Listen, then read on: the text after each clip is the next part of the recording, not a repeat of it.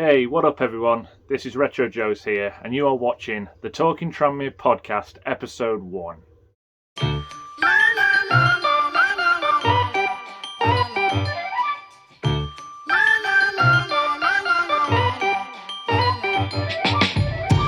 I'm doing just fine. So as you guys would have seen in the teaser trailer, if you could even call it that, this is basically going to be a podcast talking all about Tranmere, all throughout pre-season and also the signings that we have made very recently. And today's topic is going to be about that. We are going to be concentrating on one particular player exiting Tranmere Rovers and one particular player transferring in to Tranmere Rovers. So let's start off with one that I really want to talk about, and I may have some controversial opinions on this one, but I'm just going to get out there and say how I feel. So the first topic that we're going to discuss right now is Peter Clark transferring out.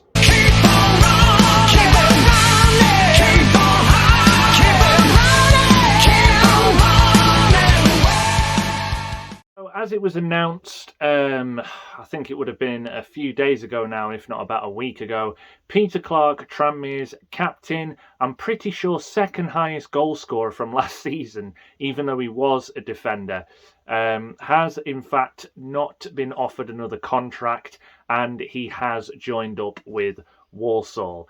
Now, to me, this stems from either a lack of ambition or we really are just going on that we want to sign younger players for the upcoming season. Because if you look at Peter Clark, whatever way we offer a contract to him, we are a much stronger team with him in there. He was our captain last season. He practically single-handedly won us games in terms of his defending and then his goal-scoring ability from corners, free kicks, etc. He was just always in the right place at the right time when we needed him most. And, may I add, some Tranmere fans may forget, he actually got into League 2 Team of the Season. And yet we haven't offered this guy a new contract. And it just baffles me that we wouldn't have done that, because I don't see why Peter Clark wouldn't have wanted another contract at Tranmere, because, you know, he loves the club, he's local in the area, you know, you can see the passion that he has when he plays for the club. So, to me personally, this must stem from us not offering him another contract. Because, you know, he's in the latter stages of his career. He probably wants at least one more success in his time. And I thought it was going to happen last season until we ballsed it up, of course. But surely, if we offered him that contract, he would have stayed. And this, to me, shows either a lack of ambition or we are basically just going for young players, because one of the complaints last season, from myself included, was that we didn't have enough younger players in terms of know-how and ability, and that just know the league well enough. You know, too many players last season were signed that were young but were very inexperienced in this division. So that could have a part to play in it, but the guy was absolutely magnificent for us last season. And despite the fact that he is 40 years old, I feel like Walsall are getting a very, very good player in him. And yeah, to me, it is a big, big loss for Tranmere, you know, because not only was he our captain, but towards the latter stages of last season, he was honest about the way we were playing. He was still one of our best players in the run end towards the last season. And to me, it is just a big, big loss in terms of, you know, our second highest goal scorer being a centre-back, and with him being our captain and the passion that he had for the club. He is going to be sorely missed, and I just hope that whoever we bring in to replace him is going to be up to the task, because if they aren't, we're going to struggle even more. But at the end of the day, that's enough on Peter Clark. I could literally go on all day about how I just don't think it's a good piece of business, how it's a huge loss for us. We can definitely get players in that could replace him, but they don't make players like Peter Clark anymore in terms of the grit, determination that he has. So, yeah, we are going to move on from the topic of Peter Clark and now move on to a topic of a transfer that we've had come in, and it's a very familiar face. It is indeed, as most of you will know, Tranmere fans, Paul Lewis returning to Tranmere on a 2-year contract.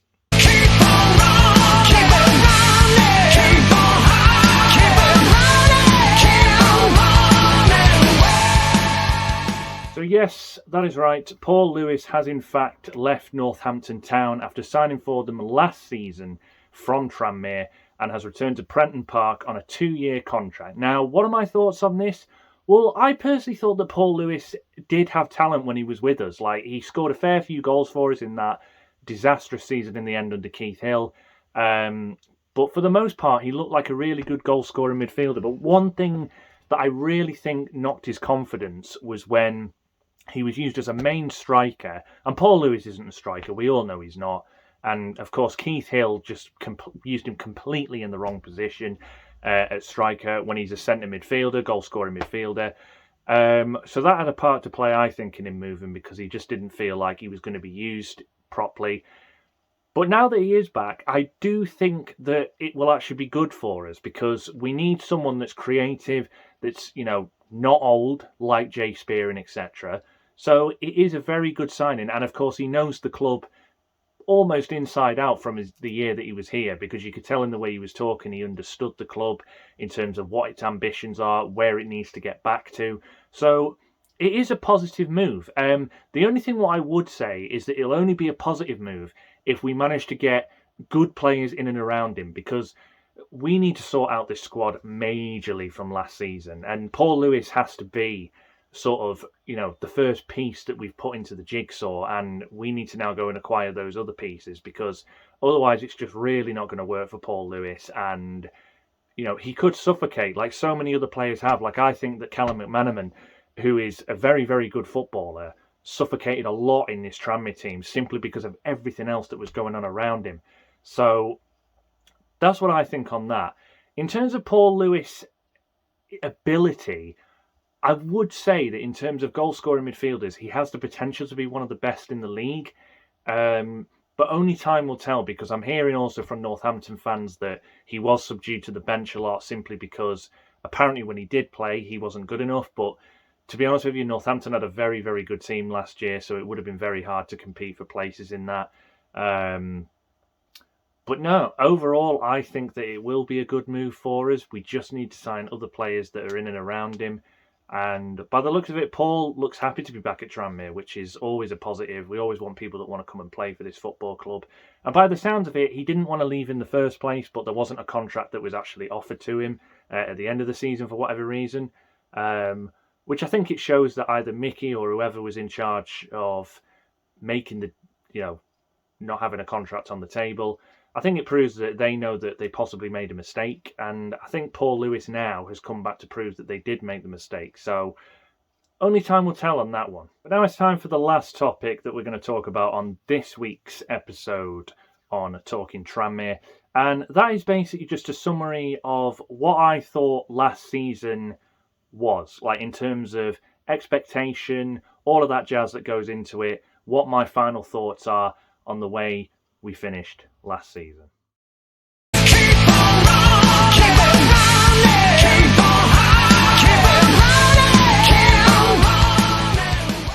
So the faint-hearted better look away now because I am going to be brutally honest with how I think our season went last season. And in all honesty, I do consider it a failure, and I will go into the reasons now why I consider last season to be a failure, because I know a lot of people that are Tranmere fans will be looking at this and going, well, how can you say it's a failure? We finished 9th in the table, we finished, top half. It wasn't as if it was disastrous or anything like that. But I'm going to give you a couple of reasons now why at least I sort of know that it was a failure. Because you have to ask yourself, right, we all ridiculed Keith Hill the season before for us finishing 7th after us being in an automatic promotion spot, and we basically lost so many games, and that resulted in us only just scraping into the playoffs. And we all rightly, myself included, were cussing Keith Hill. We wanted him gone, and we got what we asked for because he was sacked even before the playoff campaign took place. And that was the right thing. But as much as we all cuss him, and as much as all we obviously didn't like him, the reality of it is that Mickey Mellon came in the season after we failed in the playoffs, and we were promised so much in terms of the football that we were going to be getting from You know, the videos that Tranmere were posting on social media and this, that, and the other. You know, we were promised exciting times and we were promised this, that, and the other thing for the upcoming season. Just bear that in mind, for the upcoming season. And the reality is that we finished lower than what we obviously critiqued Keith Hill for. And we were in an even better position this time because we were second in February and then we ended up finishing 9th in May, not even in the playoffs. And that to me is failure because, you know, to not even get in the playoffs after we ridiculed the manager for only just scraping us into the playoffs, it does kind of make us look a little bit silly because we obviously looked at that and went, right, that's not good enough. You know, we want something better than that next season. We're not only going to make sure that we get in the playoffs, we're going to make sure that we're going to compete in the playoffs to win them this time if it comes to that, but we're also going to give it a really good shot at automatics. And it was looking like we were doing that, and then the same old frailties happened, which is why I consider last season a failure. But that's just my personal opinion. And now I'm going to go into the reasons that I think, you know, who's to blame and this, that, and the other. Personally, I think it's everyone, from recruitment all the way up to the manager, because recruitment was really poor. The only signings that really looked like really, really good ones was Nathaniel Knight-Percival, who had obviously won the playoffs with Morecambe, and Callum McManaman, who, as we all know, is an FA Cup winner. He's played in divisions above the one that we're currently in. And those two signings turned out to be not that great either. But then you have to ask yourself the question, is it because of what was going on around them that really played a part in that? And I personally think it was, but then also I don't know what has happened to Mickey Mellon's tactics, because when we played football under him the first time around, when we had players like James Norwood, Connor Jennings, God bless, I miss that team, you know, we were playing good, attractive football, and then people sort of kept on making excuses and started saying, well, you know, he's playing to the players' strengths. But we all saw what this team was capable of against Swindon Town, for example, where we beat them 3-0, didn't have loads of possession, but we made sure that when Swindon did have the ball, they had it in undangerous areas, like they weren't getting near our penalty box or anything like that.